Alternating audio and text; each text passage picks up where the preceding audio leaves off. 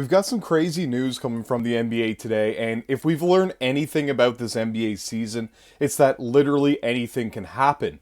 Luka Doncic obviously was traded from the Dallas Mavericks, leaving Mavericks fans absolutely in awe, just wondering what is Nico Harrison doing with that franchise. And now today, we hear that Taylor Jenkins is no longer a member of the Memphis Grizzlies. Their head coach, along with two assistants, has been completely cut with only a few games left in the season, and the team on pace to win 50 games. This has never happened. It's absolutely unprecedented for something like this to happen in the NBA, and I've been following the NBA for a long time, and I can't think of a situation where a team's been in a really good spot, looks like they can contend for a title, and they just cut their losses right there and then at the end of the season. The team is 2-4 in their last 6, and one win was against a depleted team that is not in a playoff spot, and only one win against a team that is 500. We're going to look into more of that there today, but make sure to go down below if you do enjoy this type of content on the NBA. Anything that's really popping in the NBA, we're going to be covering over here for sure on this channel. So make sure to go down below, hit the like button, hit the follow button, turn on the bell for notifications, subscribe to the channel, and every single time we upload, you will be notified so you can stay on top of the NBA and our takes on it here for sure. So without further ado, let's get right into it. So we have this article here from CBS Sports saying Grizzlies fire head coach Taylor Jenkins as Memphis holds number 5 seed in the Western Conference. That was put up by Jasmine Wimbish of CBS Sports and not posted too long ago at all. So it says the Memphis Grizzlies announced Friday morning that they've parted ways with head coach Taylor Jenkins. It's a shocking announcement with just 9 games left of the regular season. The Grizzlies sitting 5th in the Western Conference. Assistant coach Tuomas Iasalo, I'm sorry if I mispronounced that, but definitely a different Finnish name to pronounce here for me, will fill in as the team's interim head coach per ESPN. I'm genuinely appreciative of Taylor's contributions to this team and this city over the past 6 seasons, Grizzlies president Zach Kleiman said in a statement. This was a difficult decision given the consistent and tangible development of our players and overall success under Taylor's leadership. I wish Taylor the very best going forward.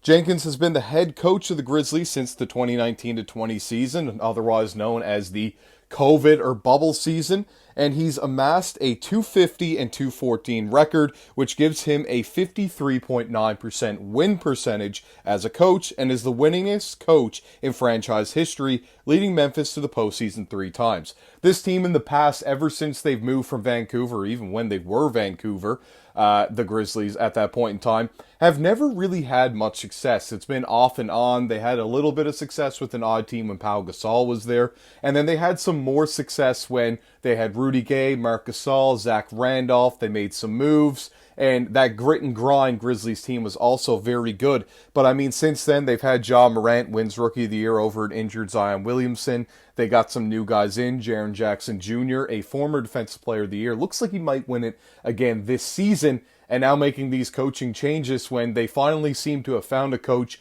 that fit their style is very strange, to say the least. It says right here that he's the longest tenured coach without a title, with Greg Popovich, Steve Kerr, Eric Spoelstra, and Michael Malone being the only other active coaches who have been with their team longer. That's saying a lot about the NBA today as well, because you look at it, that's only about 6 seasons. That is not a long time to be with a franchise when you look at how coaches have stayed with teams a lot in the past. And in today's NBA, it's either win or you're no longer going to be with the organization. Under Jenkins' leadership, the Grizzlies missed the playoffs twice, and last year's absence doesn't really count, given Ja Morant's season-ending injury and other lengthy injuries to key players in their rotation. This season, they managed to turn things around with a healthier roster, climbing as high as the number 2 spot in the West. However, as of late, Memphis has struggled, going just 2-4 in their last 6 games, as we mentioned at the top. There was also a recent dust-up between Desmond Bane and Santi Aldama on the bench during a timeout, which resulted in Bane shoving Aldama so hard that he lost his balance and fell back onto the chair. Though, those don't seem to be reason enough to fire a coach who has otherwise been incredibly successful during his time with the team, especially at this point in the season, right before the playoffs start. Given the stunning timing of the announcement, there's not much information about why the Grizzlies decide to part ways, but we'll surely get more insight soon enough. For now, Memphis will finish out the rest of the season with an interim head coach who is yet to be named. Then we look over here and we can see what Mark Stein had to say about this. He was replying to a tweet from TCB at StateDog55, who said, "If you think this is stunning, you don't really keep up with the Grizz." But I absolutely think it is, whether you keep up with them or not. Mark Stein had to say, whatever the circumstances, it's the timing. You don't see NBA teams heading for 50 wins making coach changes with 9 games to go before the playoffs. That's the stunning part. Why not make the change sooner if there are issues? And that is absolutely accurate. We can see here now when we go over to what at the Dunk Central, NBA Central had to say, saying the Grizzlies have beaten just one team with a winning record since February 3rd, and that was the Mavericks on March 7th, who were missing 8 players. Not exactly what you want to see. That's what I mentioned at the top with the depleted team that they have beat the Mavericks. I mean, that's also the team who we mentioned had moved on from Luka Doncic and are down a man because Anthony Davis is out, Daniel Gafford's out, 8 players are out. They really are an injured team, so that's not really a win that you would like to take home with you.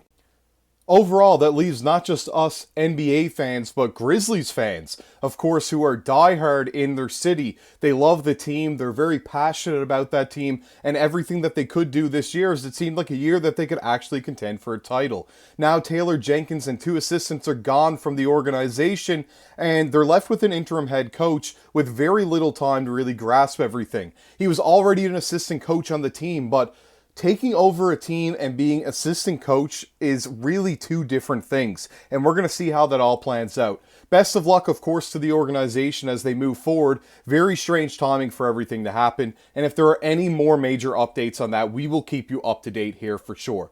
As I mentioned at the top, make sure to go down below, like the video, subscribe to the channel, hit the bell for notifications, and you can stay up to date with everything you need to know on the NBA. Not just the Memphis Grizzlies and Taylor Jenkins, but we will keep you up to date on what you need to know from your favorite league, the NBA, right here.